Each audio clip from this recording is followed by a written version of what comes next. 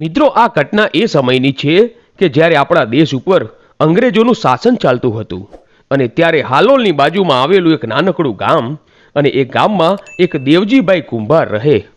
અને આ દેવજીભાઈને એક 12 વર્ષની દીકરી અને એમની પત્ની, આમ 3 માણસોનો પરિવાર એક નાનકડા ગામમાં રહે છે. અને આ દેવજીભાઈને પોતાના બાપ દાદા વખતનું એક નાનકડું ખેતર અને એ ખેતરમાં શાકભાજી વાવી અને ગામના દેવી પૂજકોને વેચી અને પોતાનું જીવન ગુજારે છે. હવે આ વખતે દેવજીભાઈએ એમના ખેતરમાં ફૂલ વાવ્યા અને દેવજીભાઈને મારી ગઢ પાવાની કાળકામાં અપાર શ્રદ્ધા છે અને દેવજીભાઈના પૂર્વજો એમના બાપ દાદાઓ મારી મહાકાળી સાથે પડદે વાતો કરતા અને દેવજીભાઈ પણ મહાકાળી માની ખૂબ જ ભક્તિ કરતા. અને જ્યારે દેવજીભાઈ સવારે ઉઠે ત્યારે ગઢ પાવાના ડુંગર સામું જોઈને 2 હાથ જોડીને એટલું કહે કે હે મારી ગઢ પાવાની કાળકા, મારે